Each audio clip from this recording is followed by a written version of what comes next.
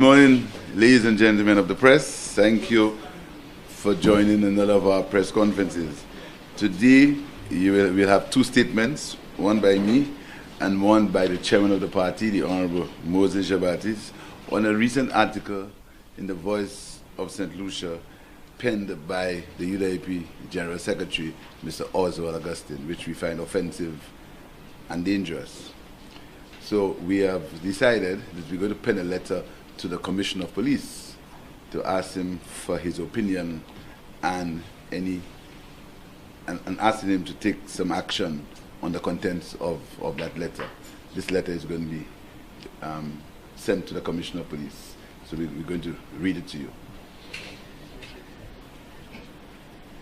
Let me once more express my deepest condolences to the family and friends of Beaufort Jean, who was fatally shot by a white police officer in Dallas, Texas. Our party wishes the family strength in these rather unfortunate circumstances and urges all St. Lucians to remember them in their prayers. Let me say, this is not a time for politics. Let us show support and sympathy with the family and friends. I knew the young man and I know his family very well.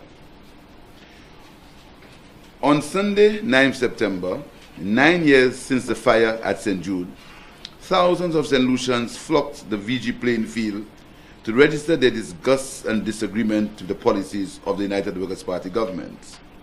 The protest march and rally was organized by our own party, but evolved into a gathering of all citizens and groups who wanted to send a clear message to the government.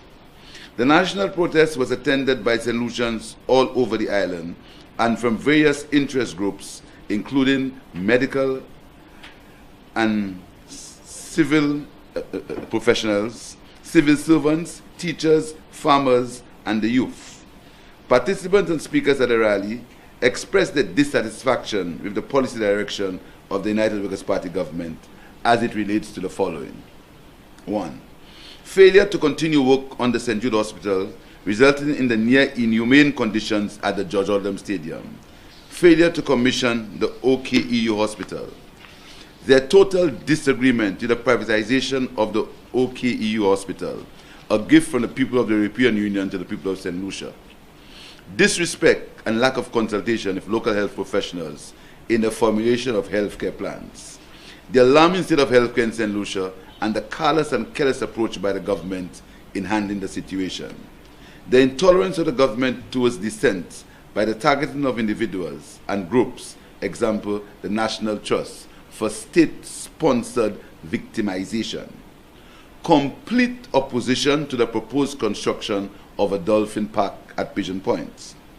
The proposed plans by the UDIP government to demolish structures of historic significance, example, the Parliament building and the prisons, without consultation and without regard for our patrimony. The award of lucrative government contracts to friends, family, and foreigners at the expense of the priority needs of the people of St. Lucia. The abuse and illegal use of CIP funds, which is what is undermining our reputation as a destination. The gross incompetence of the UDP government in handling the range development in Black Bay, resulting in loss of jobs and government having to pay tens of millions of dollars to range. The protesters demanded that the government should immediately halt its ill-conceived policies and move quickly to continue work on the St. Jude Hospital to allow patients and staff to be removed from the George Odlum Stadium. As to the next steps, the opposition will, at the earliest possible opportunity, move a vote of no confidence in the government of Alan Chasley.